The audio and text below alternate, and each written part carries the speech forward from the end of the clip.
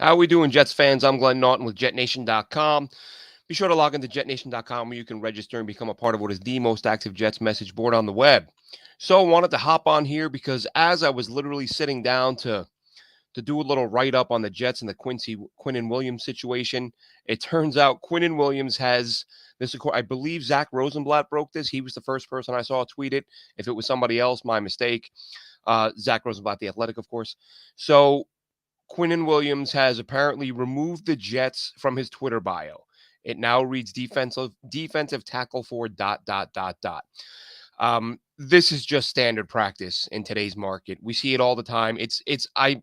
I can't remember whether I said it or not weeks ago when we were talking about the Quinnen Williams situation, but I know my thought process was kind of, it's only a matter of time before the social media, bios start to change. Can't remember who the first player was to do it a few years back, but now it's just kind of become a staple. Like, let's put pressure on the team and force, let's get the fans trying to envision you not being on the roster. So even though you're under contract, the Jets can tag you twice. I mean, the Jets literally, you want to get Quinnen Williams done. Don't get me wrong. You want to get them. We'll talk about that in a second. But as it stands right now, the Jets have control of Quinnen Williams for the next 2 seasons. Well, they've got him this year, his final year. Then they'll have a couple of franchise tag years. So Quinnen Williams isn't going anywhere anytime soon, unless the Jets want him to, which would be extremely difficult to envision. I don't see Quinnen Williams going anywhere. Um, so he goes to social media. He removes the Jets from his bio, hoping to get a reaction from the fans. One of sort of panic and put pressure on the team and oh my god. But the Jets are going to play it cool, and of course they want to get Quinnen Williams done. Quinnen Williams wants to get done. There are other tackles in the market who have signed, and we've talked about this a lot during the offseason. I said a couple weeks ago, or months ago rather, when Deron Payne re-signed with Washington, I said, look, the Jets are going to want to jump on this because each guy that signs between now and Quinnen signing, the price is just going to keep going up. So the current DT, or the guys who have signed more recently, right? You've got Jeffrey Simmons. He signed for 23.5 a year. Deron Payne, who I just mentioned, signed for 22.5 a year. Dexter Lawrence re-signed with the Giants, 22.5 a year. Those are the guys that a lot of us kind of envisioned. These are the guys who are going to set the market. And I see Matthias says in the comments, just pay Q. And I think most fans feel that way. I feel that way, right? He's your best player. He's an elite player, all pro. You drafted him, you developed him. Now it's time to pay him. And I think the Jets are going to pay him eventually. But the one question we don't know the answer to right now, and it's two sides of it, is what are the Jets offering and what's he asking? Now, my opinion is that if the Jets are offering, what should market value be for Quinnen Williams right now? Based on what those other guys are making, the guys that just got recently paid, you would probably say and I've seen many people say it, in the ballpark of $25 million a year. He's better than the guys that just got paid. So you pay him more than them and you move on. But we don't know what the Jets are asking or what the Jets are offering, and we don't know what Quinnen Williams is asking. And the reason I say that is, and I mentioned this a couple weeks ago, is think about the Darrelle Revis situation, right? Revis wanted to be the highest paid corner because he was the best corner. And statistically speaking, last year, Quinnen Williams was the best defensive tackle in the NFL.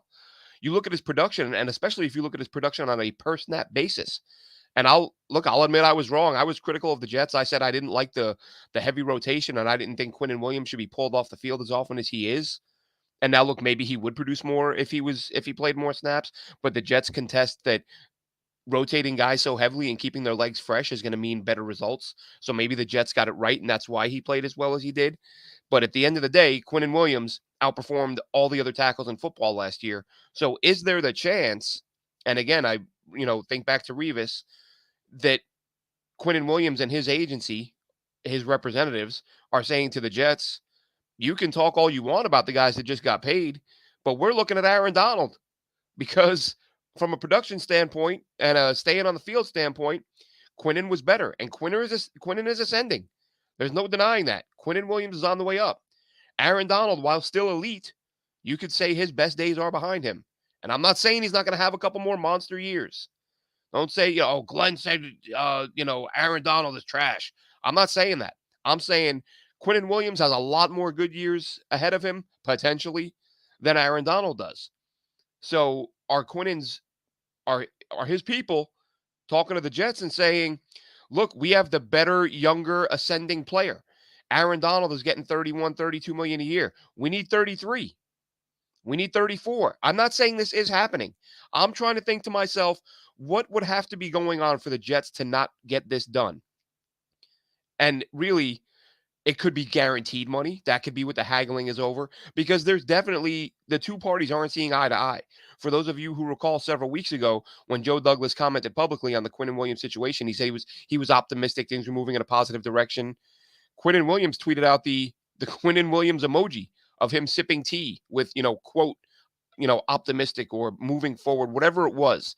Joe Douglas had used sort of a positive way to describe the current state of the negotiations, and Quinnen Williams, quoted it, put quotes around what did Joe Douglas said with the Quinnen sipping tea, as in, okay, that might be how you see it. So that was the first sign we saw that the two sides may not be on the same page.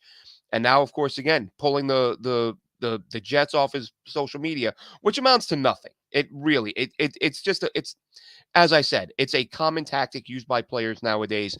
It's almost as if they've got a checklist that they have to go through as the negotiations progress. And one of the earlier things is, okay, pull them off your socials and get the fans panicking and envisioning you not being on the team.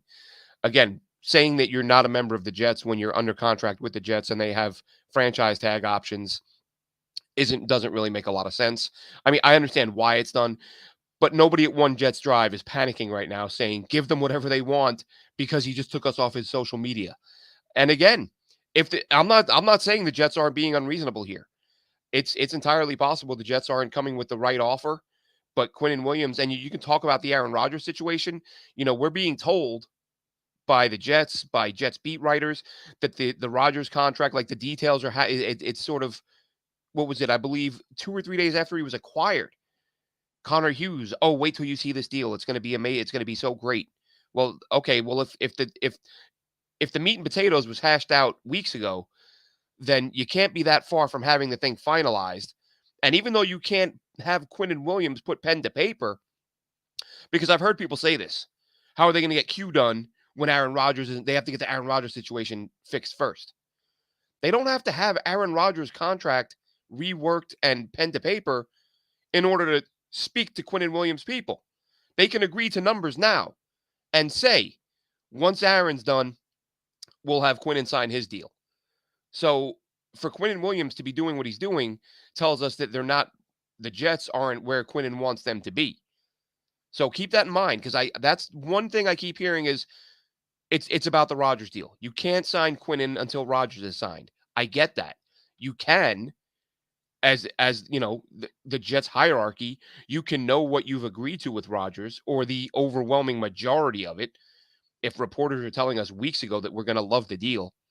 So clearly the framework is there. You know what you're going to be paying Aaron Rodgers over the next 2 years. You know what that's going to mean for your cap. And that's when you can go to Quinnen and say, look, once Aaron signs, this is where we'll be. This is what we can give you. Is everyone happy? Everyone gives a thumbs up, walks away, waits till everything is done, and then they can sign the contracts when they're ready to sign the contracts.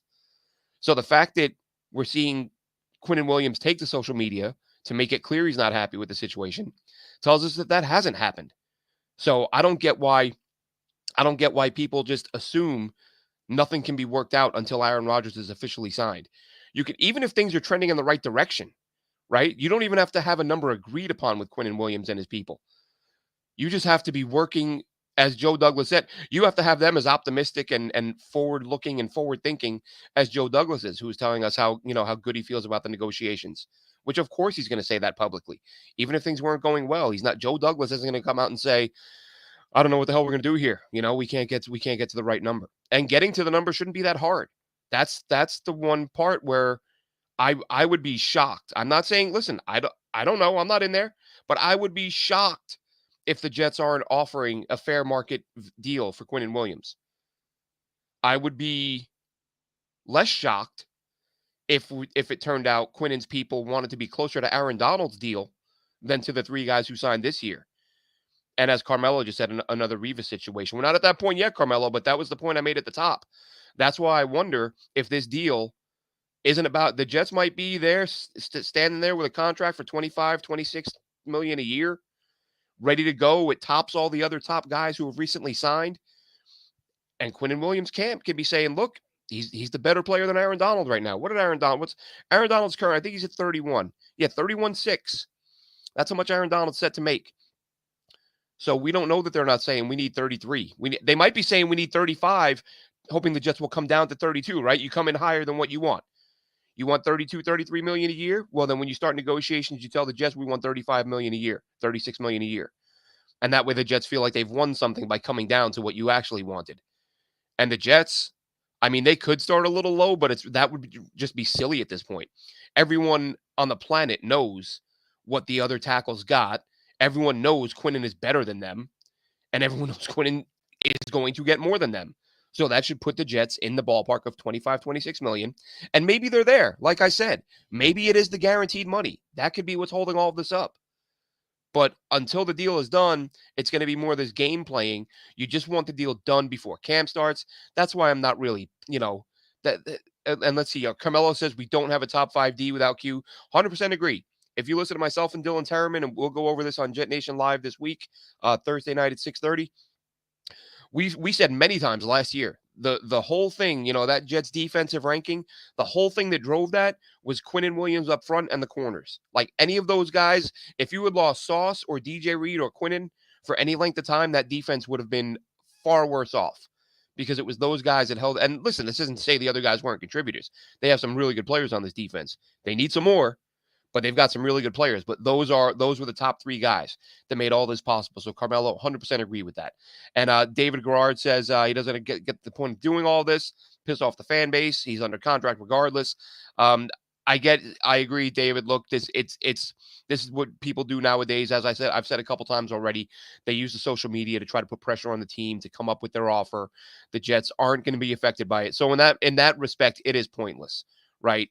I mean, you would have to be an amateur. I can't imagine there's a GM in the NFL who would be swayed by a player removing the team from his bio on social media. I mean, Lamar Jackson, right? He kind of played it smart this offseason. He did all the standard stuff. And I said a million times he wasn't going anywhere. I said that when Dylan and I spoke about it on the air, when I spoke about it with anybody that conversation came up with, I just said he's not leaving Baltimore. Nobody loves him more than Baltimore. He's not leaving. But Lamar Jackson kind of realizing that just taking teams off your socials and all that wasn't going to work. He took it to the next level, and I give him credit for this because, again, the whole objective is to get the fan base to panic, and therefore hopefully the team panics and like, oh, the fans are getting riled up. Maybe season ticket sales aren't where we want them to be. Let's get this done. Lamar Jackson writes a letter thanking Baltimore and saying, appreciate the time there. You'll always be part of my life, and I love you all. Goodbye. Like, even then, that you got to give Lamar Jackson credit for saying, okay, scrubbing the bios doesn't do it anymore because everyone does it. Everyone who's high profile or everyone who believes that that fan base will respond in their favor if they take teams off their bio. And Carmelo, listen, Lamar's was easier, but as I said, you've got 3 DTs who just signed as well. And that should create the framework for Quinnen Williams' deal. As I said earlier, you give him more than those guys and everybody moves on. Everybody's happy. So that's not happening. The Jets haven't gotten it done. So again, you're just left asking as a Jets fan, is this a situation where the Jets aren't making a fair offer? Hard to believe. They know the market. They know what other guys are making. They know Quinnen's better than them. Or is it Quinnen Williams camp wanting Aaron Donald type money? Or do they want, I mentioned it could be the guarantees. Do they want the guaranteed money to far exceed what the other guys are getting? Where the Jets can look at it and say, listen, these guys got X amount guaranteed. We're going to give you a little more than that. And maybe Quinnen's camp is saying, no, we want a lot more than that. We want, 90% of the deal guaranteed, whatever it may be. Whatever it is, there's an impasse. We don't know what that impasse is. It'll eventually come out. It'll eventually get done. I couldn't imagine it not getting done. Does it get done before camp? That's myself and all of us, any Jets fan watching this in their right mind would like to believe that this deal will get done by camp. Quinnen Williams has said he won't be at camp without a deal. He obviously didn't show up to the voluntaries, which was 100% expected. So we don't know. We don't know when it'll get done. We don't know what Quinnen is asking. We don't know what the Jets are offering. We do know the market's established for those guys. And the question becomes, is it a Revis Namdi Asomugha situation where the player is taking the one outlier which is, again, Aaron Donald. And let's see, Carmelo says Q must be overestimating his value, but the guy is a force. Both those things could be the case, right? Quinnen Williams could be looking at this and saying, I am the guy and I am the top tackle in the NFL. So I'm going to look at the list of top paid tackles in the NFL and I need to be at the top of that list. And that would mean 32 plus million per year. I tweeted out a week or two ago to Jets fans because I know we want him signed. And I tweeted out, what do you want here, Jets fans? If the price tag is 32, 33 million, you want the Jets, because we all keep saying it, right? I said it many times. Just pay him, just pay him, just pay him. But then you think, wait, does he want 33 million? Does he want 34 million? What do you do in that case? And I think 80% of people said keep negotiating. Don't just pay up if he's looking for 32, 33, 34 million a year. Is he? I don't know. We'll find out in time what he was asking. 4 years, 100 million. Said a few weeks ago on this show and others, Kevin C. Jets Pretzel said that I thought the deal should be 4 years, 100 or 5, 125 and get it done. Guarantee 60, 70, whatever, slightly higher than what the other guys are getting. I don't have their guaranteed money in front of me. I was looking at their per year stuff. But if they're getting, or whatever they are getting guaranteed, you go 5% over that, whatever it might be. So that way Quinnen's getting top money over all the guys who re-signed. Only question becomes, let's see, compared to Donald, strong case, best player. And let's see, Yeah, and this is, again, David, same thing. Probably somewhere in the 25 mil range. And I think that's where everybody's at. That's why it's hard to believe the deal isn't done.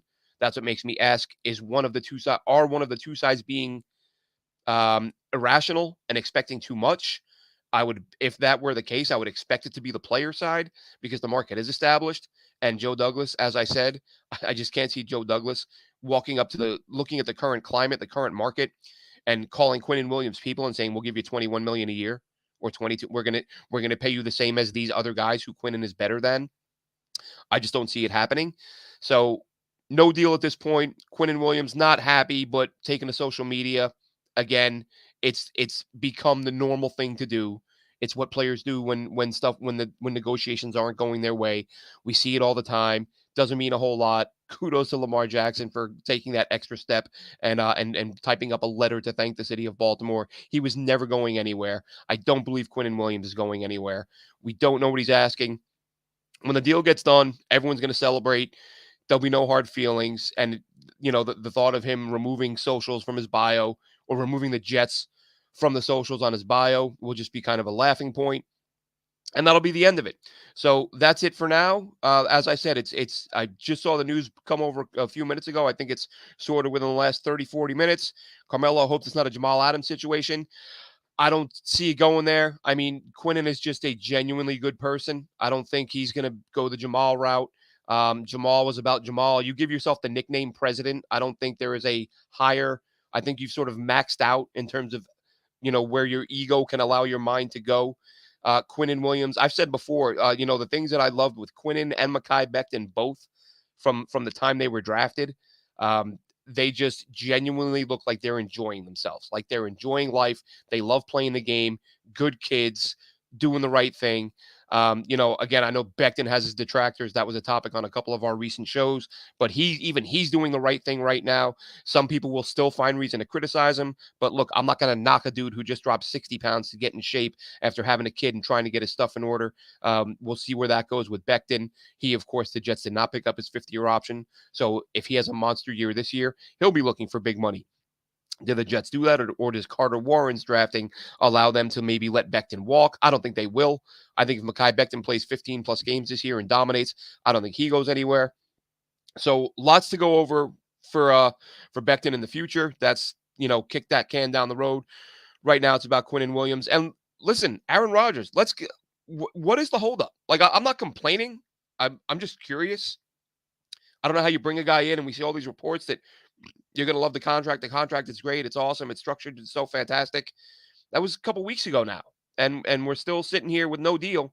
But as I said, that can't be that Quinnen Williams can't be unhappy right now because of the Aaron Rodgers situation. If the Rodgers parameters are in place, the Jets, there's nothing stopping the Jets from telling Quinnen's camp where they are with Rodgers and what that will allow them to pay Quinnen and work that out over the phone Doesn't have to be on paper, doesn't have to be, the deal doesn't have to be signed, and there would be no reason for Quinnen Williams to be taking these steps. So that's what tells me that hasn't happened. That would make no sense at all for him to be happy with the negotiations, but then pulling the public, the using the social media to get the public on his side. We'll see what happens. It'll play out in the coming weeks and months. As of right now, Quinnen Williams unhappy. No idea or no updates on the Aaron Rodgers contract. But the Jets, again, you have to imagine it's going to get done. I don't know about you guys. Been watching plenty of the undrafted free agents, some of their college clips. I've already watched all of them, but just watching more to get a better feel for what they bring.